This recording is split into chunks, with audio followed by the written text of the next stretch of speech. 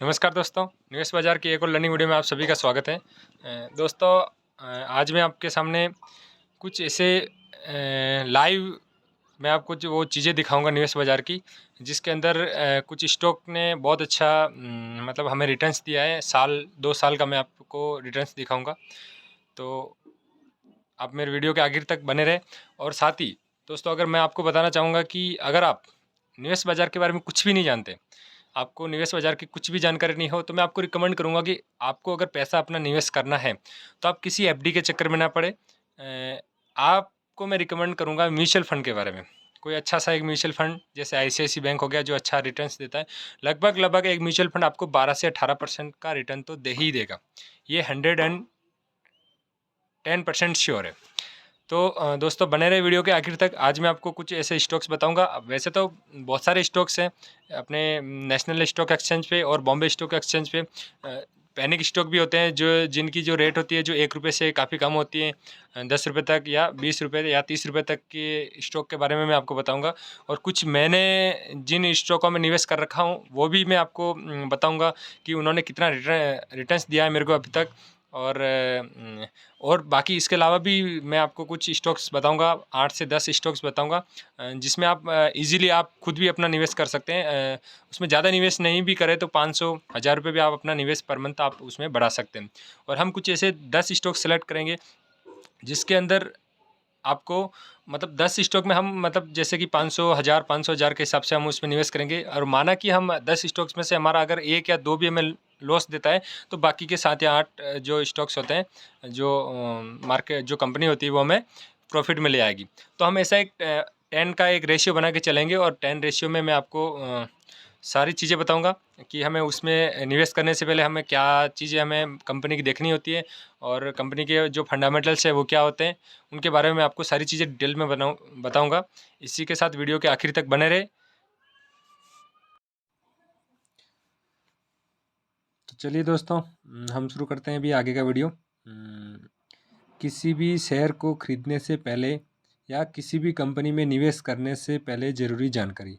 कि हम किसी भी कंपनी में हम निवेश करते हैं, करने से पहले हमें ज़रूरी क्या चीज़ें हमें ध्यान में रखनी चाहिए, हमें कंपनी का बारे में क्या एनालिसिस करनी चाहिए, हमें कंपनी की क्या चीज़ें देखनी चाहिए। तो मैं आपको पूरी चीज़ें डिटेल में बताऊँगा। तो पहली चीज़ आती है इसमें ग्रोइंग बिजनेस, कि हमें पहले देखना है कि बिजनेस कैसा है। ठीक है, ये हमारा एक अपना मनोवैज्ञानिक मतलब हम साइकोलॉजी कह सकते हैं इसको, अपना कॉमन सेंस होना चाहिए कि जैसे कि बिजनेस कैसा है।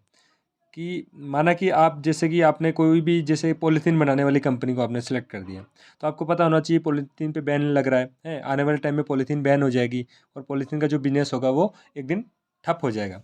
तो हमें मतलब ये एक सेंस लगाना है कि हम जो पैसे इन्वेस्ट कर रहे हैं वो कौन सी कंपनी है, मतलब वो बिजनेस किस तरीके का है, कॉरपोरेट है मतलब कि, या जैसे कॉस्मेटिक का हो गया, या फिर जैसे किसी भी प्रकार को एनीवेज फार्मेस हो, दवाइयों से संबंधित हो गया। जैसे अभी कोविड काल चल रहा था, तो कोविड काल में फार्मेसी जो कंपनियां थी वो बहुत अच्छी ग्रोथ कर रही थी, क्योंकि ज़्यादा मेडिसिन्स की ज़्यादा ज़रूरत पड़ रही थी। तो जो जितनी भी फार्मेसी कंपनियां थी वो सारी चीज़ें बहुत अच्छी ग्रोथ कर रही थी।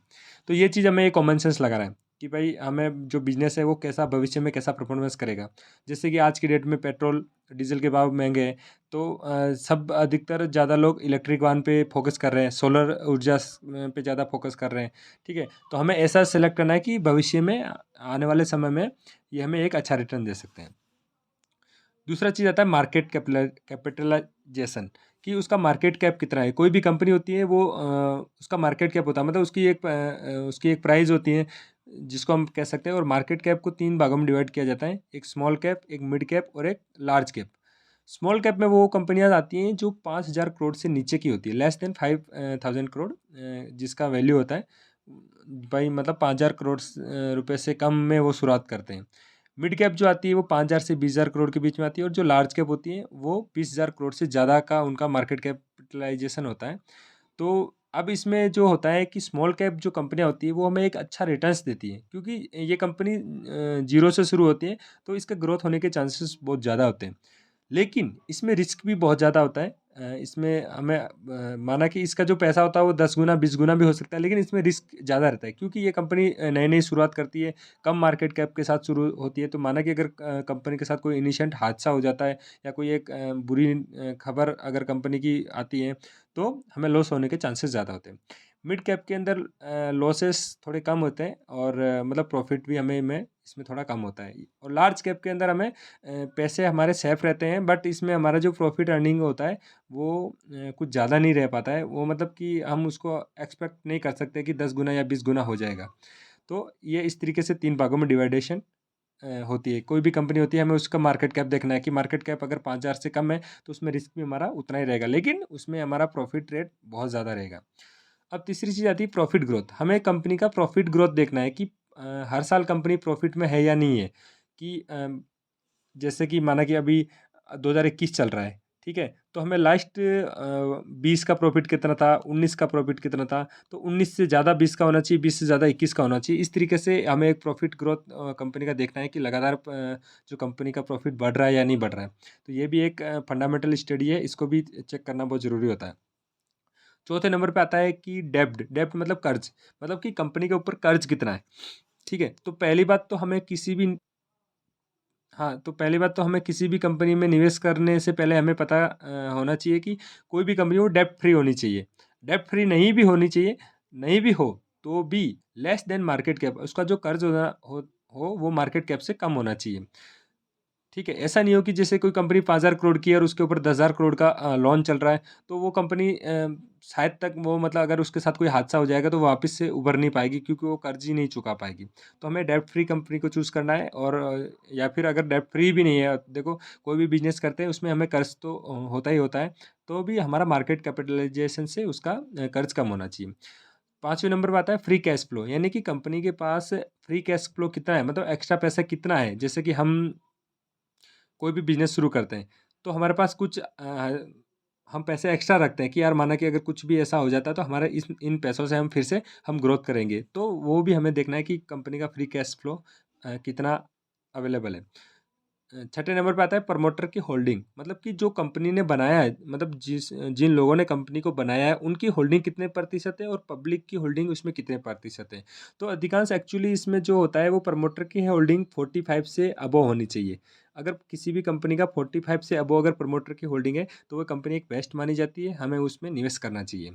और अंत में आता है असेस्ट, मतलब कि कंपनी के पास में, मतलब कि जो असेस उसको बोल सकते हैं हम अपनी भाषा में कि भाई उसकी वैल्यू कितनी है, मतलब कि उसके अंदर जो मशीनें, औजार, जो भी मतलब मशीनरी जो सामान है उसकी वैल्यू उसका वो कितना है। तो हमारे हमेशा जो असेस्ट जो होता है वो इस डेब्ट से मतलब ज़्यादा ही होना चाहिए, मतलब डेब्ट कम होना होना चाहिए और असेस्ट हमारे पास ज़्यादा होना चाहिए जो संसाधन है कंपनी के, ठीक है? तो ये सारी चीज़ें हमें ध्यान में रखनी है किसी भी हमें शेयर में हम निवेश करने से पहले या कोई भी शेयर खरीदने से पहले। तो कंपनी का ये जो मोटा-मोटा जो एनालिसिस होता है वो हमें इस तरीके से हमें चेक करना होता है। अब आप सोच रहे होंगे कि यार ये सारी चीज़ें तो हम एज़ ए मतलब थ्योरी में मैं आपको बताया हूँ, हैं प्रैक्टिकल रूप से हम इसको किस तरीके से चेक करेंगे, तो वो भी मैं आपको आगे बताऊँगा। आगे की वीडियो में मैं आपको वो सारी चीज़ें बताऊँगा कि हम एक कंपनी या एक शेयर को किस तरीके से हम मतलब ये सारी चीज़ें उसमें देख सकते हैं। अब मैं आपको बताऊँगा आगे कि कुछ 1-2 कंपनीज़ हैं जिसके अंदर मतलब मेरे लर्निंग सेशन में मैंने उनमें इन्वेस्ट किया था और आज की डेट में उसका जो प्रॉफ़िट ग्रोथ है वो मतलब कितना प्रतिशत है, वो सारी चीज़ें मैं आपको अभी आगे दिखाता हूँ। आप वीडियो में बने रहें। हाँ, तो दोस्तों अब मैं आपको बताता हूँ मेरे कुछ स्टॉक्स हैं जिनमें मैंने लर्निंग सेशन में मैंने उनमें कुछ निवेश किया हूँ। ज़्यादा नहीं किया था, एज़ ए लर्निंग सेशन के हिसाब से मैंने उसमें निवेश किया था। तो चलिए मैं आपको दिखाता हूँ। अब स्टॉक के अंदर मेरा अकाउंट है। अब स्टॉक के अंदर मेरा डीमैट अकाउंट है और मैं ट्रेडिंग भी इसी में करता हूँ और इसी में मैं कुछ मेरे होल्डिंग शेयर्स भी रखता हूँ। तो चलो ऑर्डर्स में नहीं, पोर्टफोलियो में, हाँ पोर्टफोलियो के अंदर होल्डिंग्स के अंदर जैसा कि आप देख पा रहे हैं कि नेट क्वांटिटी 210 जो मैंने ले रखा हूँ इस शेयर की। ऊपर जो कंपनी का नाम है वो ऊर्जा ग्लोबल है। ये एक इलेक्ट्रिक आइटम मैन्युफैक्चर करने वाली कंपनी है जो इलेक्ट्रिक स्कूटर्स, इलेक्ट्रिक रिक्शा और इलेक्ट्रिक बसें तक मैन्युफैक्चर करती हैं। एलटीपी मतलब आज जो इसकी शेयर की जो प्राइस है वो 10 रुपये 75 पैसे चल रही है, और मैंने इसको जो ख़रीदा था वो एवरेज प्राइस जो मैंने 6 रुपये 45 पैसे में इसको ख़रीदा था, 6 रुपये 45 पैसे में, और टोटल क्वांटिटी 210 ली थी। जब मैंने मेरा जो टोटल इन्वेस्ट था वो 1354 रुपये का था, लेकिन आज की जो करंट वैल्यू आप इसके सामने देख रहे हैं 2257 रुपये आपको दिख रही है। आज का जो प्रॉफिट है मेरा 105 रुपये है, और अब मैं इसमें और भी मेरी क्वांटिटीज़ बढ़ाऊंगा, क्योंकि इसके अंदर इसका जो भविष्य है मुझे बहुत ही ब्राइट नज़र आ रहा है, और ये आने वाले टाइम में ये 10 रुपये से बढ़कर लगभग 100 200 300 400 रुपये को पार कर जाएगा, और वो इजीली पार कर जाएगा। और यहाँ पे आप रिटर्न्स की अगर बात करें तो टोटल इन्वेस्टमेंट मेरा 1354 आप देख रहे हो, करंट वैल्यू 2257 आ रही है, और प्रॉफिट मेरा 903 रुपये आ रहा है, और उसके आगे जो रिटर्न्स हैं वो 66.67% रिटर्न्स आ रहा है, जो कि बहुत ज़्यादा है। आप किसी भी एफडी फंड में अगर आप अपना पैसा डालते हो तो आपको 6 या 7% रिटर्न देते हैं, वो भी सालाना, जबकि यहाँ पे मात्र 2 महीने हुए होंगे, मैं 2 महीने पहले इस शेयर को ख़रीदा था, और 2 महीने के अंदर ये 67% का मुझे रिटर्न्स दे रहा है। तो आप समझ सकते हो कि स्टॉक मार्केट की क्या वैल्यू है, क्या पावर होती है। हमें मतलब छोटा इन्वेस्टमेंट करना है और धीरे धीरे हमें इसमें आगे बढ़ना चाहिए। अब मैं आपको एक और मेरा शेयर दिखाऊंगा जो स्टेशनरी आइटम को मैन्युफैक्चर करता है, उसको भी मैं आपको दिखाता हूँ। उस कंपनी का जो नाम है वो है होल्डिंग्स, हाँ, उस कंपनी का नाम है वो ट्राइडेंट आईक्यू। ये ट्राइडेंट आईक्यू में मैंने उसके 3 शेयर लिए थे, क्वांटिटी मैंने सिर्फ इसकी 3 ली थी, एज ए लर्निंग सेशन के हिसाब से मैंने लिया था। जब मैंने इसको लिया था तो एक्चुअल एवरेज जो प्राइस थी वो 24 रुपये 60 पैसे में मैंने इसको ख़रीदा था, और अभी जो इसकी एलटीपी चल रही है वो 54.55 पर इसकी एलटीपी चल रही है। जो टोटल जो रिटर्न्स मुझे दे रहा है वो 121.75%, लगभग पूरा डबल हो चुका है ये पैसा। अगर मैं इसमें क्वांटिटीज़ बढ़ाता और मैं अपना जो इन्वेस्टिंग जो मनी है वो अगर मैं 1 लाख रुपए करता तो आज जो पैसा था वो 2 लाख रुपए से ज़्यादा हो जाता। बट लर्निंग सेशन के हिसाब से मैंने इसमें कुछ फंडामेंटल्स चेक करके मैंने इसको बाई किया था, और अभी धीरे धीरे लर्निंग सेशन चल रहा है, तो हम और भी ऐसे स्टॉक्स ढूंढेंगे जिनमें आने वाले समय में हम 1500 2000 या 10,000 तक हम उनमें इन्वेस्टिंग करेंगे। अब कुछ ही दिन पहले एक न्यूज़ आई थी, फ्लोमिक ग्लोबल एक जो कंपनी थी उसने बहुत ही अच्छा एक रिटर्न्स दिया था। पहले मैं आपको वो न्यूज़ दिखा देता हूँ, आपको न्यूज़ दिखाता हूँ। न्यूज़ ये थी कि हाँ, ये रही, ये बोल रहा है कि 1 लाख के बन गए 1 करोड़ से ज़्यादा। अगर कोई निवेशक 1 साल पहले फ्लोमिक ग्लोबल लॉजिस्टिक के शेयरों में निवेश की गई 1 लाख रुपए की रकम आज 1.17 करोड़ हो जाती। माइक्रो कैप स्टॉक कल बीएसई मतलब बॉम्बे स्टॉक एक्सचेंज पर 5% के ऊपरी सर्किट मतलब 5% के उछाल के साथ 180 रुपये इंट्राडे के हाई पे पहुंच गया था, और पिछले बंद के मुकाबले 5% अधिक पर बंद हुआ। पिछले 3 दिनों में शेयर ने 15.72% की तेज़ी दी गई। आप देख रहे हो पिछले 3 दिनों में इसने 16% का रिटर्न दे दिया है, जबकि आपको यहाँ पे एफडी में 6% मिलता है, वो भी 1 साल में। तो यहाँ आप समझ सकते हो शेयर मार्केट की क्या पावर होती है।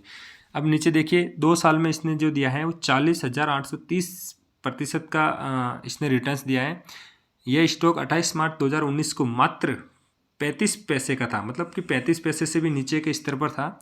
जो समय बीतने के साथ 12 नवंबर 2021 को शुक्रवार के दिन यह शेयर 143 रुपये का, ये न्यूज़ की कटिंग है। इसका मैं जो लाइव अभी मैं आपको दिखाऊंगा, जो स्टॉक ऐप ओपन करके दिखाऊंगा।